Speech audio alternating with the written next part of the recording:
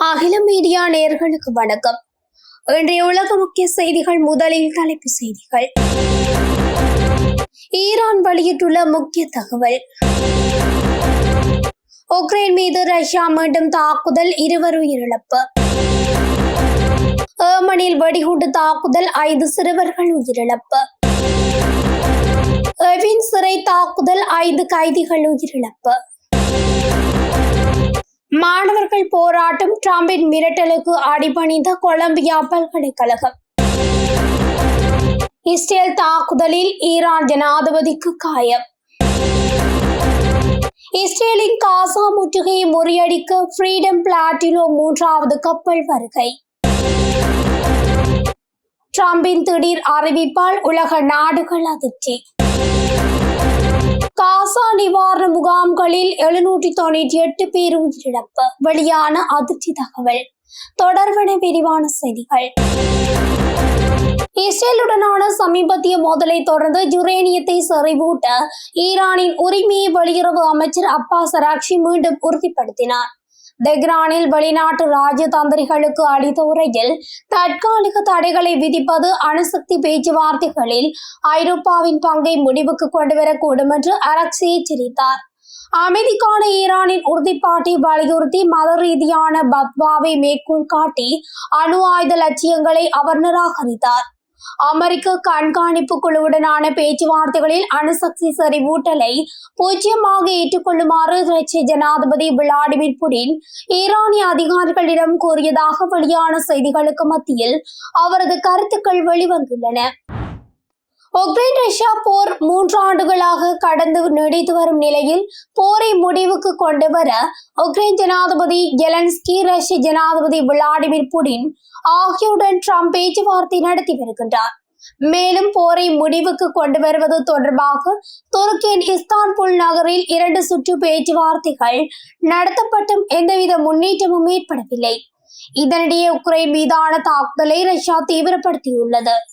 அதன்படி கடந்த 4ஆம் தேதி ஒரே இரவில் உக்ரைன் மீது 550 ட்ரோன் ஏவுகணைகளை வீசி ரஷ்யா தாக்குதல் நடத்தியது. இதன் தொடர்ச்சியாக நேற்றும் தாக்குதல் நடத்தப்பட்டது. தென்மேற்கு உக்ரைனின் செர்னிட்சி பகுதியில் உள்ள புகோவினா மீது ரஷ்ய படைகள் நடத்திய ட்ரோன் மற்றும் ஏவுகணை தாக்குதல்களில் 2 பேர் கொல்லப்பட்டனர். மேலும் 14 பேர் காயமடைந்தனர். இதேபோல் உக்ரைனின் மேற்கு லிவிவ் பகுதியில் நடத்தப்பட்ட ட்ரோன் தாக்குதலில் 6 பேர் காயமடைந்தனர். வடகிழக்கு உக்ரைனின் கார்கிவ் நகர் மீது 8 ட்ரோன்கள் 2 ஏவுகணைகள் தாக்கியதில் 3 பேர் காயமடைந்தனர்.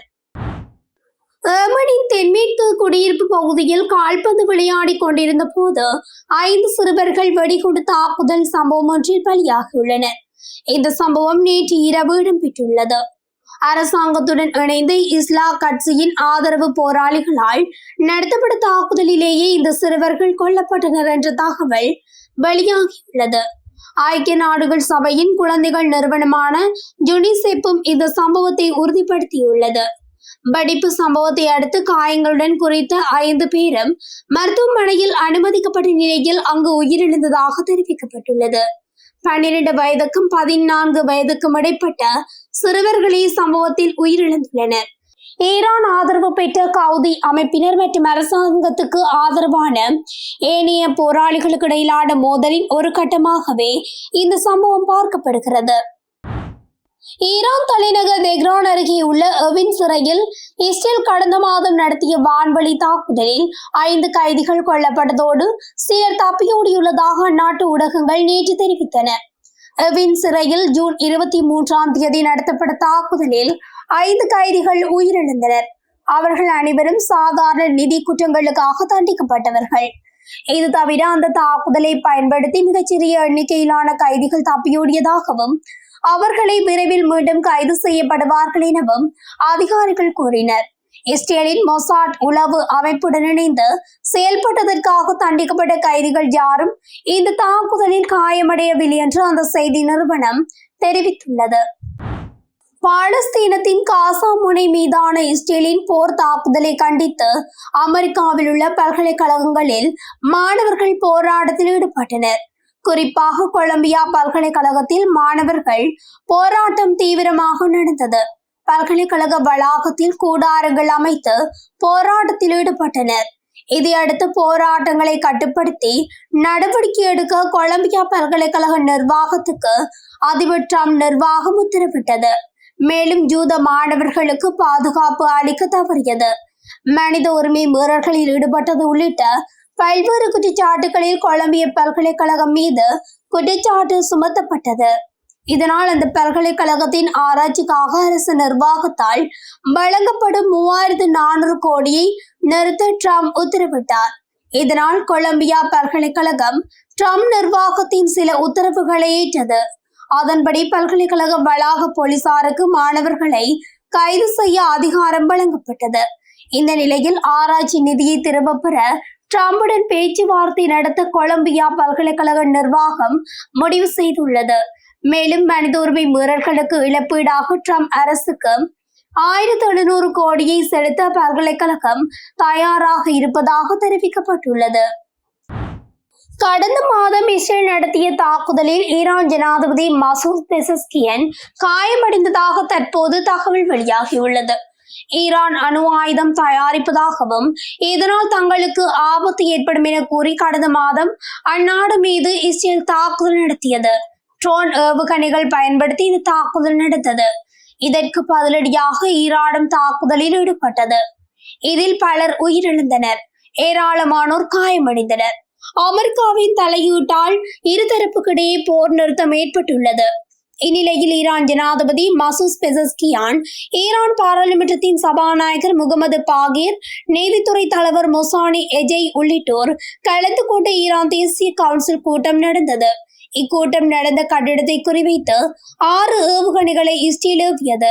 உடனடியாக ஆபத்து கால வழியாக அங்கிருந்த அனைவரும் வெளியேறினர்.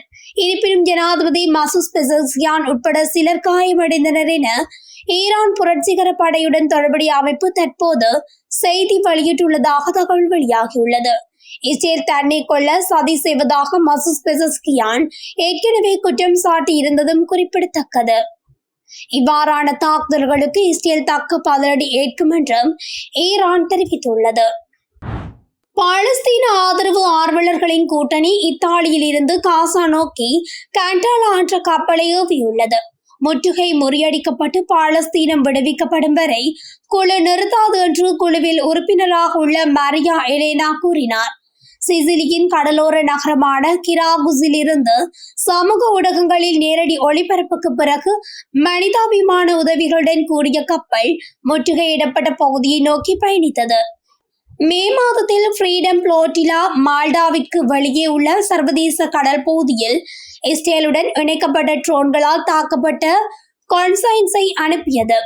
எந்த உயிரிழப்பும் ஏற்படவில்லை, ஆனால் கப்பல் அதன் பணியை நிறுத்த வேண்டியிருந்தது. ஜூன் மாத தொடக்கத்தில் இஸ்ரேலிய வீரர்கள் கூட்டணியால் அனுப்பப்பட்ட அடுத்த கப்பலான மேட்லினை சர்வதேச நீரில் நிறுத்தி அதிலேறி அதில் இருந்தவர்களை கைது செய்து இஸ்ரேலுக்கு அழைத்து சென்று பின்னர் அவர்களை வெளியேற கட்டாயப்படுத்தினர். கப்பலில் இருந்தவர்களில் லிவ்ஸ்டீஸ் காலநிலை ஆர்வலர் கிரேட்டா துன்பெர்க் மற்றும் பிரான்சின் ஐரோப்பிய நாடாளுமன்ற உறுப்பினர் ரிமா கஷான் ஆகியோர் அடங்குவர். அமெரிக்கா சென்று படிக்க வேண்டும், வேலை செய்ய வேண்டும் என்ற பலரது கனவுகளையும் அதிபர் ட்ரம்ப் சிதறடித்துள்ளார். அவர் போட்ட உத்தரவுதான் உலக நாடுகளை அதிர்ச்சி அடைய வைத்துள்ளது. கடந்த ஜனவரி மாதம் அமெரிக்க அதிபராக டொனால்ட் ட்ரம்ப் 2வது முறையாக பொறுப்பேற்றுக் கொண்டார். பொறுப்பேற்ற நாளில் இருந்து பல்வேறு அதிரடி திட்டங்களையும் சீர்திருத்தங்களையும் கொண்டு வந்தார். குறிப்பாக பல்வேறு நாடுகளுக்கான இறக்குமதி வரியை உயர்த்தி அதிர்ச்சி கொடுத்தார். இந்த வரி விதிப்புக்கு பல்வேறு நாடுகள் எதிர்ப்பு தெரிவித்து வருகின்றன. இதற்கிடையில் கடந்த ஜூலை மாதம் மிகப்பெரிய ஒரு அழகிய மசோதா என்ற பெயரில் மசோதா ஒன்றை நிறைவேற்றினார். அதில் தொழில் முனைவோர்கள், மாணவர்கள், சுற்றுலா பயணிகள் விசா பெறுவதற்கு ஒரு குறிப்பிட்ட தொகையை செலுத்த வேண்டும். இந்த தொகை பணவீக்கத்தின்படி ஆண்டுதோறும் மாறுபடும் என அந்த மசோதாவில் கூறப்பட்டுள்ளது. பாதுகாப்பு இருப்பு தொகை என்ற பெயரில் இந்த தொகை வசூலிக்கப்படுவதாகவும் இந்த தொகை குறிப்பிட்ட நிபந்தனைகளின்படி திருப்பி அளிக்கப்படும் எனவும் ட்ரம்ப் கூறியிருந்தார். குறிப்பாக விசா காலாவதி ஆகிவிட்டால் நீட்டிப்பு கோராமல் உடனடியாக அமெரிக்காவை விட்டு வெளியேறினால் மட்டுமே இந்த தொகை திருப்பி அளிக்கப்படும் என ட்ரம்ப் கூறியுள்ளார். இது அனைத்து வகை விசாக்களுக்கும் பொருந்தும் என்றும் ஏற்கனவே உள்ள விசா விண்ணப்ப கட்டணங்களுடன் சேர்த்து விசா வழங்கப்படும் நேரத்தில் இந்த கூடுதல் கட்டணத்தையும் அமெரிக்கா பாதுகாப்புத்துறை வசூலிக்கும் என கூறப்பட்டுள்ளது. முக்கியமாக மாணவர்கள் சுற்றுலா பயணிகளின் HP1 விசா கட்டணத்தை கடுமையாக உயர்த்திய சம்பவம் தான் பலரையும் அதிர வைத்துள்ளது. 16,000 ரூபாவாக இருந்த விசா கட்டணம் தற்போது 40,000 ரூபாவாக உயர்த்தப்பட்டுள்ளது. அமெரிக்க அதிபரின் இந்த திடீர் அறிவிப்பு தான் உலக நாடுகளை அதிர்ச்சி அடைய வைத்துள்ளது. பாலஸ்தீனத்தின் காசாவில் போரால் பாதிக்கப்பட்ட மக்களுக்கு அமைக்கப்பட்ட நிவாரண முகாம்கள் அருகே நடந்த துப்பாக்கிச் சூட்டில் கடந்த 6 வாரங்களில் 798 பேர் உயிரிழந்துள்ளனர்.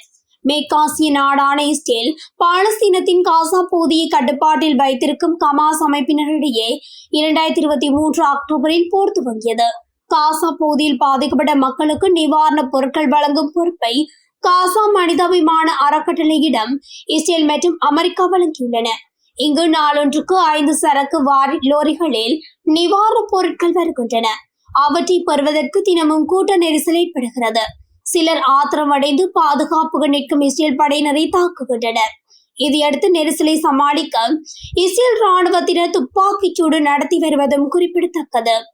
மே 27 துவங்கி ஜூலை 7 வரையான 6 வாரத்தில் மட்டும் 798 பேர் இத்தகைய தாக்குதலில் உயிரிழந்துள்ளதாக ஐநா மனித உரிமை கமிஷன் தகவல் வெளியிட்டுள்ளது. இத்துடன் அகிலம் மீடியாவின் இன்றைய உலக முக்கிய செய்திகள் நிறைவடைகின்றன. தொடர்ச்சியாக செய்திகளை அறிந்து கொள்ள அகில மீடியாவுடன் இணைந்திருங்கள். நன்றி, வணக்கம்.